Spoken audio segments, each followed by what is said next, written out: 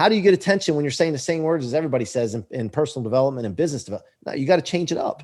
So the rocket fuel concept, the stubborn concept, I talk about, Grant talks a lot about moving forward. You got to keep moving forward. You got to lean into it. I say thrust is a must. You have to move forward and fast. And so, yeah, I'm always looking for these little things to grab people's attention.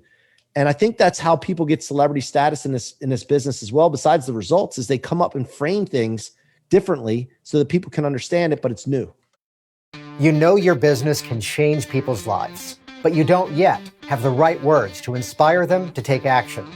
Imagine the changes you will create in your business as you tap into the secrets of ethical influence and positive persuasion to not only better serve your clients, but also to supercharge your financial freedom. I'm your host, Jason Linett, and welcome to the Hypnotic Language Hacks podcast. I help entrepreneurs and business owners just like you to close more premium sales. And no, this isn't about tricking or manipulating people, not at all.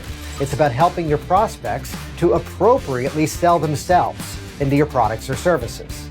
Please hit subscribe and get all the episodes now at jasonlinett.com. Now, there's a theme that I've talked about for a number of years now, that it's not necessarily just the events of your life that define who you are. The events that you live through do have a part in terms of your overall story.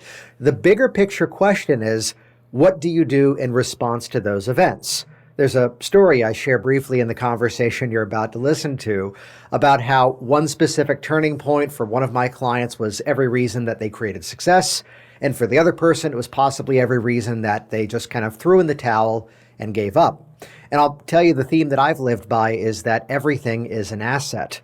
I go back to when I was first opening up one of the businesses that I'm now running, which has been running now for well over a decade. And early on, there was a lot of, let's call it well-meaning negativity. There were a number of people who were expressing one part concern, but one part fear that here I was launching something new, as they put it, in one of the worst economic climates ever.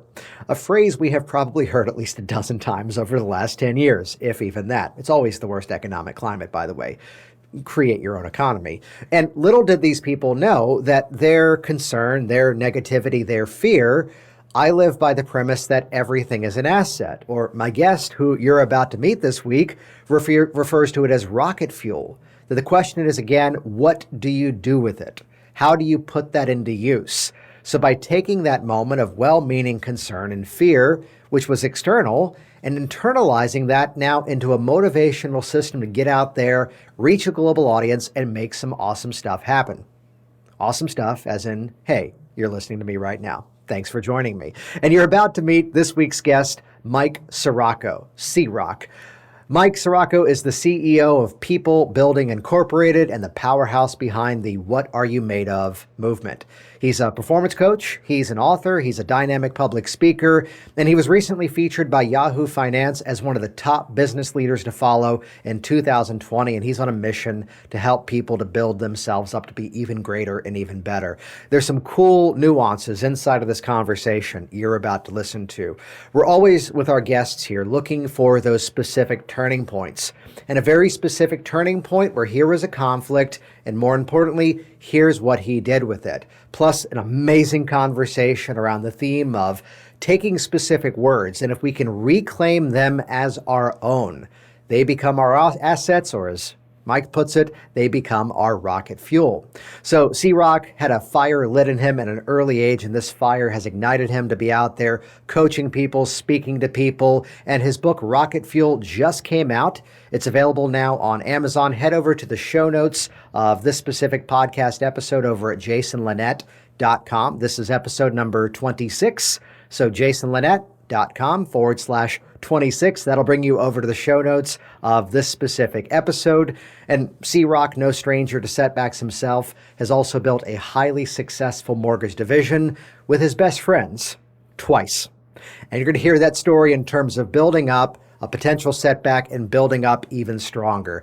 If you want to have some incredible inspiration to break past a fear of failure, if you want to hear an incredible conversation about breaking past fear of success, and again, some incredible metaphors and mindsets around taking potential setbacks and turning that into your own rocket fuel, buckle up for this week's episode. Before we get started today, if you want to easily grab people's attention, naturally build authority, and organically have your prospects wanting more from you, even before you've made an offer, I've created a step-by-step program to help you to do just that. It's called Business Influence Systems. And this is your opportunity now to visit jasonlinett.com to get a free behind-the-scenes tour of the exact hypnotic persuasion strategies that you can ethically use to better start up or scale up your business. If you want a proven framework to boost your confidence, attract premium clients, and inspire more people to take action with you, get Business Influence Systems now at jasonlinett.com. All right, so I'm here with Mike Sirocco, or C-Rock. Mike, how are you doing today? Good, Jason. What's up, man? Hey, thank you so much for having me. I always like to start the shows that I go on with gratitude. I'm really honored, and I feel really gracious to be in a position to share something with you and your audience and anybody that's willing to listen to my voice. So awesome. Thank you. Best way to live life. So for those that don't yet know you, could you share a little bit about yourself? Yeah. So I'm a guy that helps people that get stuck in setbacks and show them if they could figure out ways, which I can show them, how to eliminate everything that comes their way that would stop them normally and actually store it in their tank instead of their trunk, convert it to rocket fuel and propel, not just be resilient and come back, but go way beyond. And that's what I'm all about. I do a lot of things, but that's the problem that I solve, Jason. Nice. I love that. So let's rewind some of that story back in terms of where did this come from? What's kind of your journey up until now? So, I came from a broken home. I don't remember my parents ever together. I dealt with all the conflicts that come along with that, which I'm sure a lot of your audience and listeners can relate to.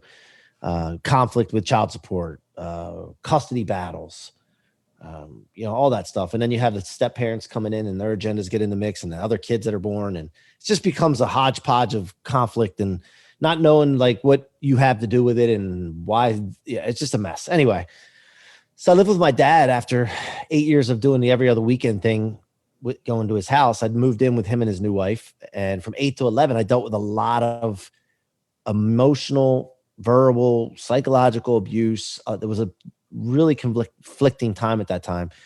And after 3 years of it, I just had enough. And I asked my mom to, get me out, and I explained to her what was going on. And she said, Mikey, they used to call me Mikey back then.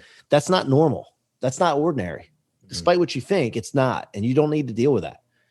And here I was afraid that I would get into trouble if I shared with someone, because as a kid, your parents or your step parents are doing certain things. And you think that if you say anything about what they're doing, you're going to get in the doghouse. So she shared that it wasn't ordinary. She wouldn't file court papers. And she reminded me, though, that if she filed court papers, that I needed to stick to my guns.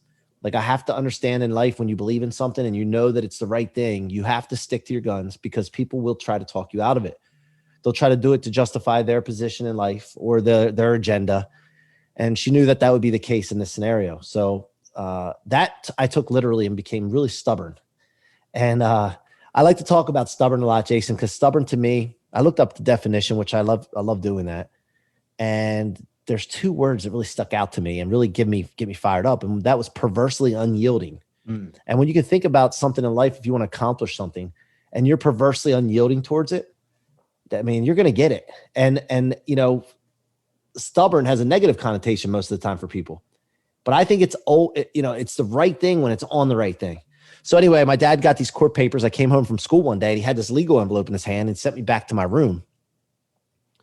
Very, very tense time, awkward time. I didn't know what was going to happen. I walked back in my room. My hero, my dad, was a mason. He had his own business. He had big forearms and rough hands. I looked up to him for his hard worker and the success that he had in his business. And he always carried a wad of $100 bills in his pocket with a rubber band around it. And I always thought that was the coolest thing. He would show me and flash and show what we get with it and this and that. So he confirmed the idea that was in that legal envelope. And I basically tried to talk me out of it, said that my mom didn't have it that well. And I don't understand why you would want to go there when you have everything you need here. And basically it came down to him about the money, right? It was, as long as you have money, you're good. And I, that wasn't the case there. So I just stuck to my guns, and he said, if that's the case, and he takes that wad of $100 bills out, he peeled one off, crumpled it up and threw it at me and said, you're going to need this then when you're living on the streets with your mother. And, at 11 years old, remember, I'm stubborn. I'm like, yeah, bud, that ain't happening. No, I didn't say that to him, but I'm just thinking to myself, there's no way I'm going to need that. And number two, I thought to myself, my mom always told me I was going to be a leader, and I inspired people. And like 3 or 4 or 5 years old, I remember hearing this, and I didn't really know what it meant. But when somebody programs you that way at a younger age, you start living that. You start talking that game. You start wanting to help people. You start realizing that people are looking to you for guidance. And my mom was relatively young when she had me. And I feel like, from a young age, I was able to lead my mom into some things and guide her. And that gave me confidence to be the leader that I am today. So I just knew that in this ordinary situation, there had to be other people that had been given up on. And I would be somehow able to lead them and show them that they don't have to be labeled that way, and they could accomplish great things despite that.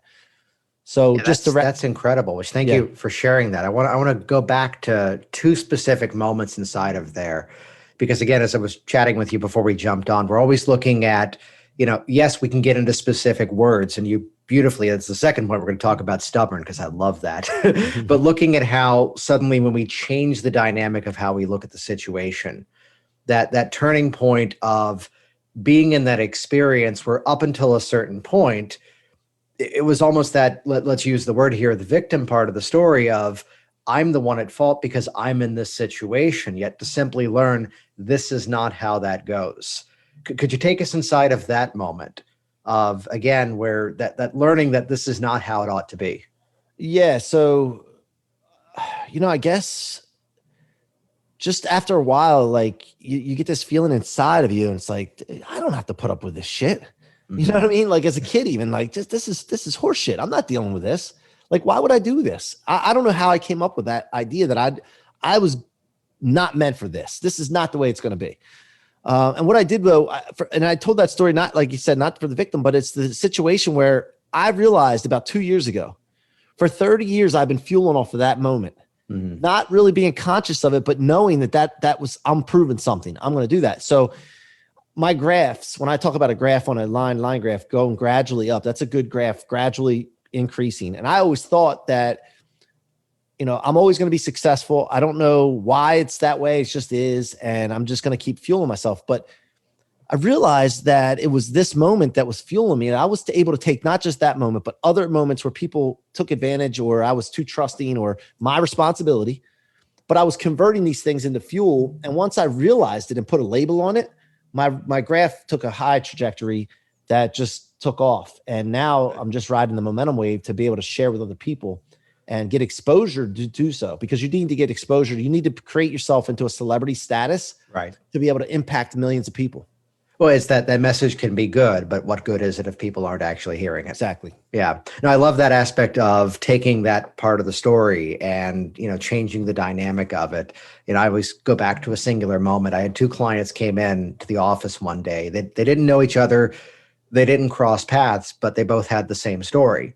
And the story aside, for one, it was every reason why I'm so excited to create this change. And the other one, same exact story, it was every reason why, hey, this is probably going to be impossible right now. Should I even be doing this? Yeah. I mean, and I love that moment of, again, going inside of the singular experience and realizing that we can change up our reality. Is there a moment in the shape of your business where that came to be true as well, of kind of calling out that moment of, this is not how I do this? Yeah. I'm out. I'm in the mortgage business, by the way, as well. I don't work in the business. I work on it. Yeah. 40 employees. We've developed a great team, great culture. We're growing like crazy, but we were at a different, congrats on that. Thank you. We were at a different platform, and it took us, I don't know, 7 to 9 years or something like that to build up to 10 million in revenue. And it came crumbling down because the culture wasn't there. And I got complacent, honestly. And the owner of the company did some things he shouldn't have done with money that came from us. He took it from us. When I found that out, I was crushed because I was so loyal and I was a company guy, and I didn't believe a lot of the things that I was being told by other people in the company. I couldn't wrap my head around it. And so when I found out and confirmed that was the case, I had 22 employees at the time, and everything that we worked for so hard for, and sleepless nights, the business stuff, man, everybody deals with it. It was just going all down the tubes. And I came to the realization, I was so pissed, man. I was so pissed that this happened. And at the time, I really didn't take 100% responsibility for it. I was pissed at the person that did it. But I came to a realization. I broke down in the kitchen in front of my wife, which I've never done before. One night, I couldn't take the pressure anymore. I felt like all these people were like relying on me. They were like, now what? And I didn't know what to do. I'd never been in that situation before. And, I was acting like a little bitch probably, to say it lightly. To use the professional terminology. And, I've been there too. but it was a bad feeling, man. That feeling, like, I'll never forget that. And that moment, that's my, like, when you go and run out of fuel and you got to stop at another gas station down the road on your journey, that's another pit stop that I had to make, because I'm fueled off of that. Because that moment, I told my wife, I'm never doing this again. Like, I'm not going to be in this situation again. I'm never feeling like this again. I will never be complacent. I'll never let anybody hold me over a barrel. And if I have to do everything by myself, because everybody in the company leaves and I got to start fresh and add one person at a time to the right culture, that's what we're going to do. And that moment, instead of getting legal and dealing with all that stuff, because I don't think that would have moved fast enough and I don't think it would have had the impact, we chose to be successful. And that was the punishment that we would give the person. I don't know if that makes sense. It wasn't about, yeah. It wasn't about revenge. It's not about, at the end of the day, probably could have been some sort of settlement or this or that, but really the thing that would have served you the most is exactly what you're talking about. Just to become insanely successful at it and move on. Yes. And every time it gets tough, every time we feel like we had a good spot, like we just had a great year this year and we're like grinding like we're broke. Like, I want to remember that feeling. I don't want to ever have it again, but I want to keep it somewhere in my chest somewhere, just knowing that it's there any moment, and remind my team of that feeling so that we're always going to the next level. And the problem that people have, people talk about limited mindsets and all that. We're put on this planet, to me, and I don't apologize for my beliefs. I believe in God. I believe in an omnipotent God, a God that's all powerful.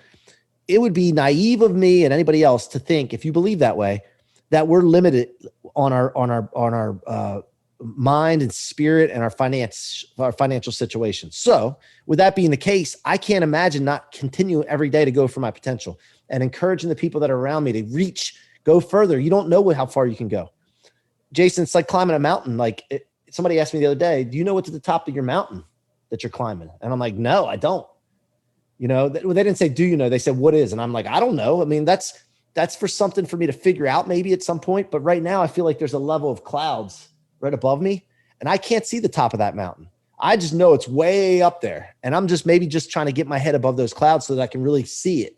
And I'm going to keep going until I do that. So, well, I think right there, you've just described one of the big formulas around sustainability of success, which take that, as a big header and let's throw that to business. Let's throw that to relationships.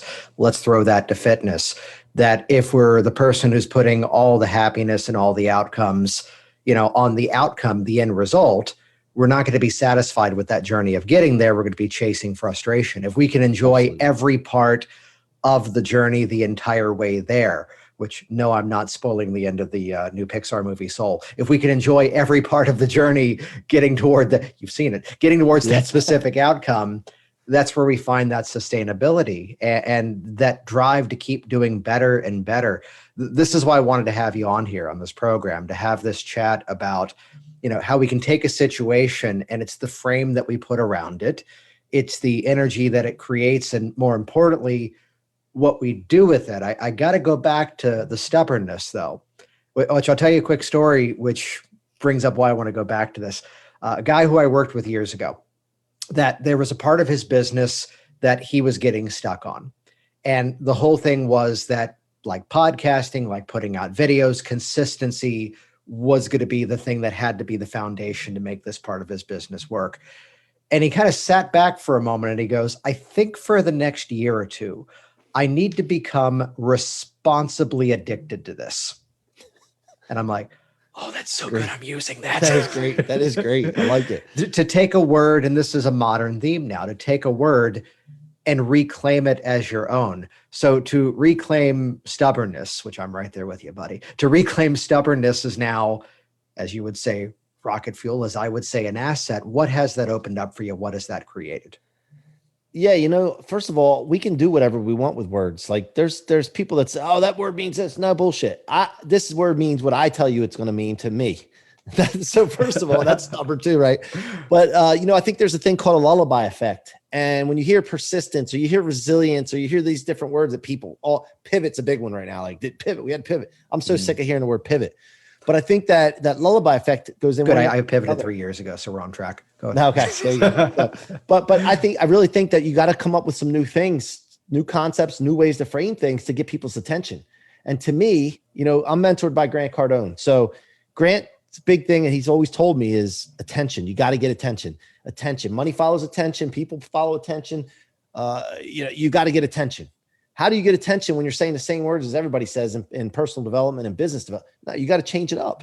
So the rocket fuel concept, the stubborn concept, I talk about, Grant talks a lot about moving forward. You got to keep moving forward. You got to lean into it. I say thrust is a must, partly because thrust, one of my partners said that he hates it because he talked to some friends and they said it's too sexual, but that's part of getting attention.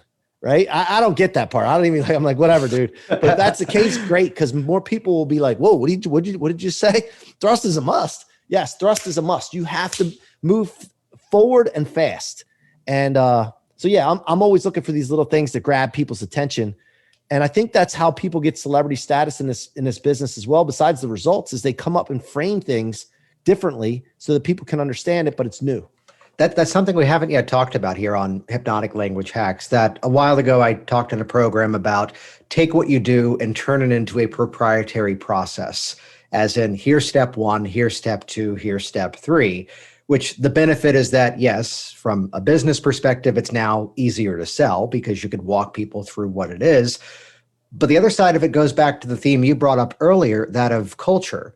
That for the people who are inside of our systems, now we have a common shared language. So one of the most frequent language patterns that I talk about is that of product pacing.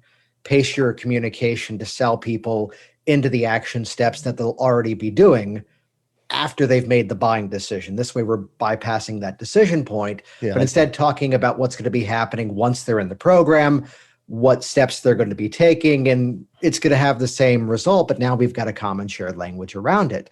The beauty of this, though, becomes is that now we've created that cultural aspect where the people inside of it now have that common shared language, and they can claim these words as their own. I'm curious to ask you, as somebody who coaches others, is there a story of working with somebody where they hit upon their own words, they hit upon their own phrasing, their own framework to create their own success? I'm trying to think off the top of my head.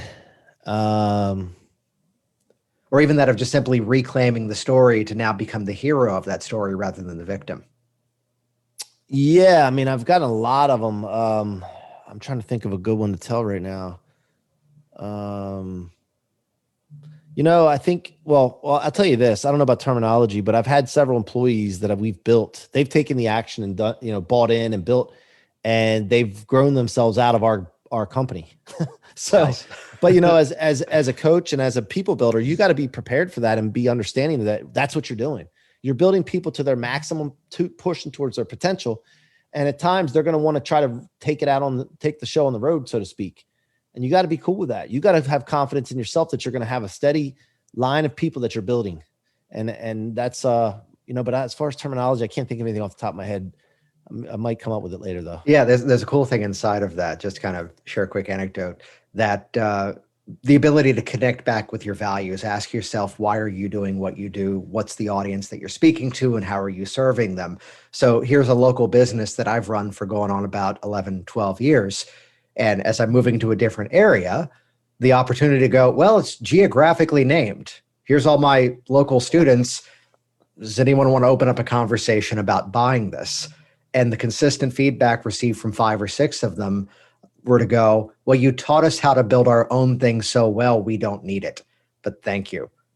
And to look at that and go, that satisfies me more than here's the pay cut for selling out the name and moving that onward. To really connect with that resource inside us to go, here's why I'm doing this. Let's kind of sidebar for a moment, because very often people, let's say in mortgage, are, solo office working for a different company. Talk me through some of what you went through in terms of scaling this to something much bigger than that. I think this key to our success is that when I started with my best friend, and the people that we added around, they fit in with the relationships that we had. And they weren't necessarily mortgage people. I think the main people that we have, there's only a few that have had mortgage experience prior to coming to us. So we developed people that have will, not necessarily the skill, and we taught them the skill. But my best friend, and then I added two other best friends that I went to high school and college together with, and there's four of us that are part of our leadership team. And then my little brother works with us as well. So, there's a problem with that in one aspect, because some people that may come in say, well, they get special treatment because they're friends and this and that. But we approach it a little differently. We approach it to where we have to work harder because of that. We have to provide a great example and be role models beyond if we were just a leadership team that didn't have that past relationship. So, but I think that's part of the key to our success, and that they're bought into it as well. Like the whole rocket fuel thing. What are you made of? We talk about this all the time, and going for our potential, and they buy into it. And then that resonates throughout the whole group. And we're really careful of who we add, and we have no tolerance whatsoever for anyone that's not buying in. We make sure our goals for the group align with the team's goals. And if they don't, we just part ways. So let's go into this rocket fuel concept, perfect timing. This is coming out right after your book comes out. Walk us through, when you say rocket fuel, what exactly do you mean by that? So in life, the things that stop us are not the encouraging people. It's not the wins and successes we have and all the support and confidence. It's all the opposite of that, right? It's all the toxicity, things that weigh people down, depress people, make them anxious. I've seen that, when people have a setback or disappointment, sometimes it ruins their day, ruins their week, or maybe even their career. And so I don't like that feeling, first of all. I don't think anybody does. So I want to eliminate that for myself and others. And so if we have a way to find out how to take that stuff and store it in our tank and not in our trunk where it weighs you down, and convert it into rocket fuel, not only do you recover, but you blast, you go way further than that. And by the way, the other thing I was thinking about the other day, if you're way above and have a better vantage point of others that stay down here, you have an advantage as well, not in relationships, business, finances, like in life in general. So that's what it does for you as well. The closer in proximity you are to an adversity, the harder it is to see all this stuff. It's chaotic, confusion, that feeling's in there. You can't think clearly. So this concept is a proactive concept. This is something that you have to know going into it, that one, when a setback comes my way, I need to acknowledge it. I need to know, okay, this is a setback. This is what C-Rock was talking about. I need to accept the fact that this might be a little more difficult than I anticipated. And then I need to take action immediately on the steps that it's going to take to get opportunity out of this, blast off from it, whatever the case is. So here's an example. Usually people have a setback and then they play the victim card. They, woe is me. I can't believe this is happening to me. I'm such a good person. Bad things happen to good people, by the way. And so instead of like figuring out something right there and acknowledging it and taking action right away for that opportunity, they're waiting on down the road. And then they look back in their life and say, well, man, I see the good that came out of that. That's why that happened. Now, when you're going through an adversity or setback, why doesn't matter. The why does not matter at that moment. What matters is what's in this, what opportunity is in this. And if you can just start immediately taking action to look for the opportunity, you don't have to go through all that time that you wasted. So that's what it's all about. And when you get into outer space, this is an analogy, obviously, but when you get into outer space, you're away from gravitational pull, which is all this negative stuff. And so I'd rather pick my problems in life than have people just throwing problems on my lap. And if you don't look for setbacks, you don't look for the fuel, the problems and other things will find you, but it'll be other people's problems and the ones you don't want to deal with. So this is what it's all about.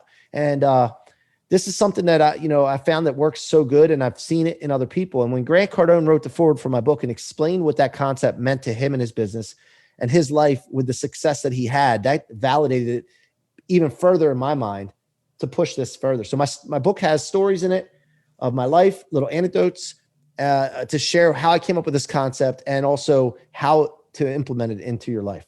That's awesome. And congrats on that forward too. I got to flip the question a slightly different way, because we can put everything you've just talked about, someone put that into a category of, let's say, fear of failure, that here's the setback and the person kind of shuts down almost from the internal dialogue of, I don't want to get into this situation again. There's a funny little category that I tend to find people who are not in business don't tend to understand as even being a possibility, but it's that next door neighbor of fear of success. And I'll tell you the pattern that I've noticed with some of my folks, and I can think back in moments of my story, which if this is the biggest problem that we face sometimes, things are clearly going all right. The person has a really successful moment. And not just for the sake of pausing to be, as we started this conversation, with gratitude and celebrate that experience, they start to procrastinate when things are going exceptionally well. Complacency too. Yeah, I can think of a moment where when suddenly, okay, I had built this audience online in another industry, and it was the first time officially putting out a webinar and drawing in the audience and sitting there. And I had a whole hit list of things to do that week that were vitally important, thinking back.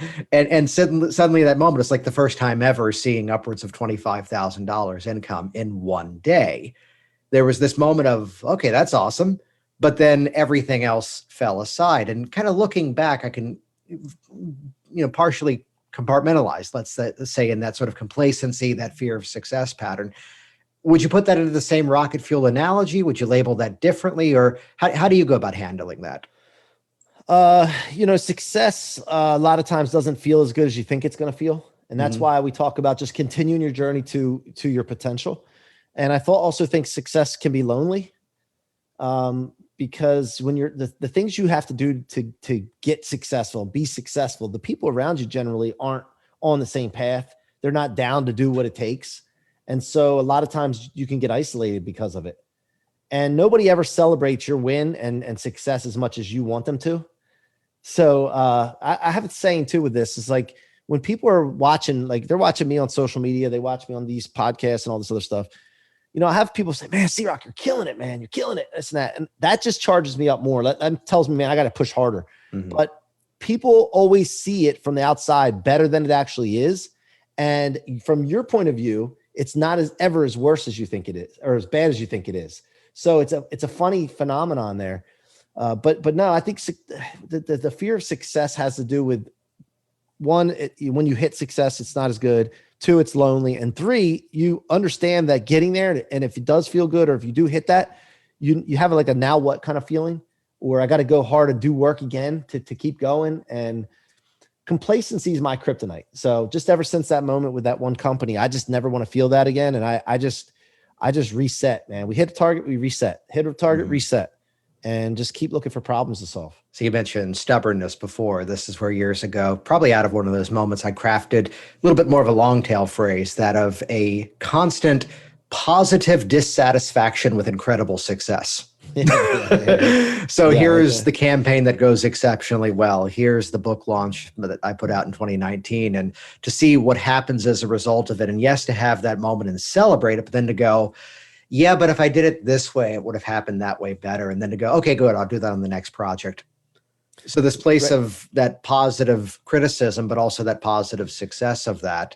Yeah, I throw in a reference, and I may get the details of this paraphrased, but it's actually, I think, a quote I heard from George Carlin, that why he would go on HBO every year and do the comedy special. Yes, it was an amazing payday, but by doing the act on TV, he burned the material, which is what the comedians would call it, because now he couldn't go on tour and do that act again. Otherwise, they'd go, oh, he's doing that bit again, which is funny because in his later years, it became a little bit of a combo of new comedy and greatest hits. Yeah. But that idea of we can publish it, we can share it. So then what I heard in that was this positive leveling up to go, now I got to do it better. Now I got to level up that game. Yeah. The other thing is, the reason it's very important to have big, giant, massive goals, like beyond what you even think is possible, is because if you don't, a lot of people talk about setting realistic goals and you'll come up just short and all that. I think that the reason people come up just short is they're not excited enough about the goal. And they get close to it and they're like, well, if I hit it, it's not a big deal. So I can just roll. I can stop right now. But if you make it so damn exciting and it's just like crazy, and you never get to hit it, you keep going after it. And as you level up, you're like, okay, I got to get there a little closer, get there a little closer. And you never really get to feel that really excited feeling of actually hitting that big goal. You know, I don't know. There's probably a lot of psychology that goes along with it. I'm funny because I don't care about not being able to put psychological terms on things. I just tell you, like, I'm thinking in my mind, it just comes out. And I don't really give a shit. I roll because I think a lot of people can relate to that. And I'm not talking over their heads. Right. You know, Yeah. so my phrasing around that is to go, well, the current research says it might be this, but then again, the research is getting better. Here's what it actually means for you today. Let's put this stuff to use. Yep. Yeah. Exactly. So where can people check you out? How can they find your book and how can they best get in contact with you? Well, a couple things. Clubhouse is a new app out, right? I'm on Clubhouse speaking all the time in the rooms, giving value. That's Mikey C-Roc, and that's on Instagram too. Mikey, MikeyCroc. Check me out there. I love answering the DMs, and I would love to see you in a Clubhouse room. But the book is available on Amazon when this comes out, as well as if you want to go to the site, it's MikeCroc.com/book. MikeCroc.com/book. Awesome. We'll make sure to put that in the show notes and all the details over at jasonlinett.com. Thank you for coming on and sharing again an incredibly inspirational story. And I love this mindset of Rocket Fuel, that it's not the event, it's what we do with the event that really matters. It's not the situation or the event, it's the reaction to it. That all of our actions are influential, and it's a matter of how do we take it and turn it into something that's useful. And I love that idea of rocket fuel, and even better, going into outer space where we just kind of coast. But while we're there, let's put more fuel into that engine and keep it going. Any final thoughts for the listeners out there, C-Roc? Yeah, thrust is a must. I'll leave you with that. You have been listening to the Hypnotic Language Hacks podcast with Jason Linett. Please stop everything and start exploring jasonlinett.com for even more business influence and persuasion resources. Make it a priority right now to subscribe to this program and listen to every episode, because the next one may reveal that one hypnotic influence secret to massively scale your success. Change your words, change your business, change your life. Get even more at jasonlinett.com.